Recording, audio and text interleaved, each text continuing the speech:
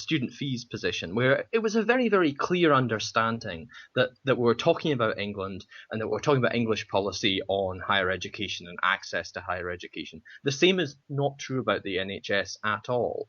And I wonder if that, in a limited way, in addition to the sort of themes you were talking about there, Gary, maybe had an impact too, that it was not, perhaps explain the slight difference between the two things. It's always struck me as profoundly strange that when talking about the English NHS, that we don't talk about England, that England is the word that dare not speak its name in this context. So your argument is that because the changes didn't affect the whole of the country, it was too complicated to report, or people just kind of knew that it was going to continue to be public in Scotland, so they assumed it was going to be okay everywhere, or? Yeah, I don't really, I wouldn't want to push a claim too far, but it just strikes me that is an interesting, clear difference between the two different situations. Now, I think it would be a mistake for me to claim, and not very convincing for me to claim that the main reason was because people don't talk about England in terms of the NHS, but where about student fees. But I think the absence of talking about comparativeness in these islands, instead of talking about the Tories dismantling the NHS, subverting their story about it being necessary and turning it into a political story about political choices, was fostered by not really, particularly the UK media, not really paying attention to Scotland, which is a standing example of why the choices about the NHS made by English Tories are not necessary. They're political choices, driven primarily, I think, by ideology. And so there wasn't that space for that kind of comparative perspective, which was maybe more possible in the tuition fees debate. But as I say, I wouldn't want to push that analysis too far. Well, I think you're absolutely right. But I think that on education in particular, the English left takes a great deal of strength from the fact that there's an example in these islands which says you can choose free education. That is a viable public policy, and it probably has been a very significant weakness in the campaign against these NHS proposals that those people didn't seem to be aware or have access to the example that there was a very different way of doing the NHS in Scotland. Yeah, I think so too. Scotland has been quite totemic for the English left, whereas the relatively unmolested NHS in Scotland is something that they're probably not aware of. No, and that's probably an interesting finding in and of itself. But okay, well, let's just draw that wee point there to a wee close and move on to a kind of second story which came up on Twitter today. And we're going to have to fence this round with a number of caveats, I think. But the story was that I believe it's a match in Aberdeen between showing my football knowledge here, between Celtic and somebody who plays football in Aberdeen. That'd be Aberdeen. Oh, would it? Oh, Yeah. That's confusing.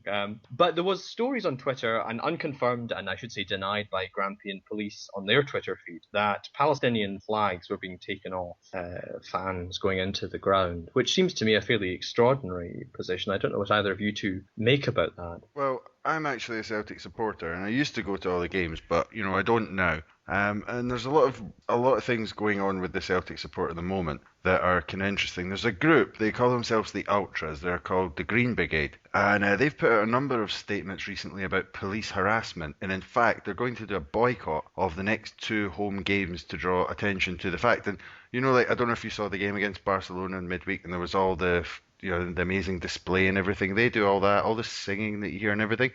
But there's been police knocking doors in the middle of the night. If you read the statements, I'll put the links on the podcast page. But the police going down to Liverpool, knocking people's doors. You're a member of the Green Brigade, aren't you? No. And the guy wasn't. And this is happening all around Glasgow. Whether it's because partly to do with their political views, this group, which are to the left, strongly in favour of Irish unification. However, they are being harassed. They're not hurting anyone. And there was a big storm a couple of years ago when, the annual poppy debate that we seem to have. And I wrote an article for Bella Caledonia because the Celtic players, they had the poppy imposed on the strip. And what happened there was that the Green Brigade put up a big banner saying, I can't remember the exact wording, but it was something like, your deeds would shame all the devils in hell, something like that, referring to the British Army. And the poppy shouldn't be mandatory and stuff. And I think since then the police have really had it in for this group. So as well as the Israel-Palestine issue today, which is clearly political harassment, there's also some kind of harassment going on of this group as well. Assuming that it is a foundation in fact, and we should say, I suppose, that we don't have that absolutely confirmed in terms of that. But that modest legalistic caveat aside, Gary, I don't know what you make of it. If you heard about this kind of story. Sorry for that long preamble there. Well, I have heard about the story, and there's been a fairly lengthy relationship between a big section of the Celtic support and Palestine, and similarly, you do see the odd Star of David at Ibrox for reasons that are probably too inflammatory for me to go into. But has to do in part, I think, with the kind of Israel-Palestine being seen as a mirror for Northern Ireland, a sort of proxy. A proxy, yeah. So Celtic fans see Palestinians as, an oppressed indigenous people fighting for their freedom, and Rangers fans, if this is not too inflammatory, just kind of think it's fantastic that if you've got a terrorist living nearby, you bulldoze their house instead of all the civil liberties nonsense we have in this country. And and these. I've seen these flags at Celtic Park. I'm a Celtic fan myself, almost, if you couldn't have told from that the way that I framed that introduction. But what we've got more recently is, as you rightly say, Michael, we've got the Green Brigade Celtic Supporters, which is relatively recent, and we also have the offensive behaviour at football legislation, which it's been suggested is the legislation under which these alleged confiscations have taken place. And Andrew, you're obviously a legal scholar and be able to explain this much greater than I, but it's an incredibly broad piece of legislation. And the first thing that popped into my head as a Celtic fan when I heard about these reports of these things being confiscated was, if the Palestinian flag is sectarian, are we allowed to fly the Union flag at sporting events? Because it strikes me that would be no more sectarian. Yeah, I mean, as you say, I mean, it was a pretty. I am personally quite hostile to the legislation, and it'd probably be handy just to see a couple of reasons why it is so broad in line with what you're saying, and I think that is a very fair analysis. And there are two different sections in it, but just to focus on the section of that act which criminalised offensive behaviour at football matches. Now, it's caveated it by saying that the behaviour has to be likely to incite public disorder, and certainly when it was going through the Parliament, that was presented by Rosanna Cunningham as being the kind of narrowing aspect of the legislation. But the problem with that is with the one section of the bill, or the act as it is now, which says that if behaviour is offensive to a reasonable person, then it is criminal, which is a very, very broad formulation. But also it says is that if it's going to incite public disorder, this offensive behaviour, it doesn't have to actually incite anybody who's there. So basically it encourages courts and frankly as well the police, who are obviously at the front line of enforcing this legislation, and many people who are lifted under or affected by it won't ever end up in court, but it encourages those people to sort of invent potential incitees in their head.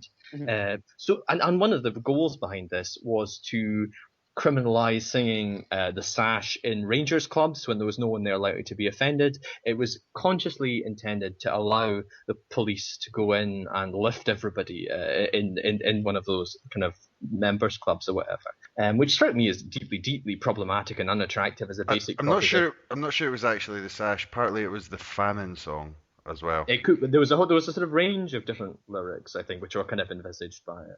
But it is kind of worrying, I think, because the breadth of this legislation, when it was being passed, the assurances kind of came from the authorities: trust us, trust the Lord Advocate, trust prosecutors to use their discretion reasonably, trust police officers, which is not, even if I said that I trusted all of the people above, and I'm sure, you needn't get into impugning the motives of anyone to say that arbitrary law, undefined, can be applied in loads of different ways, which are often ways away from the fundamental idea that you started from, that you wanted people to stop singing the famine song. And I think there is an argument that we're going to see over the next wee while, a range of different stories emanating under this legislation, in which the police act in one way or the other, which people find uncomfortable, which seem illiberal. And that is the consequence of passing very, very broad legislation without really considering how it's going to be enforced. So would you say that offensive behaviour, okay, so that's a catch-all, but wouldn't, like the Human Rights Act allow free expression? So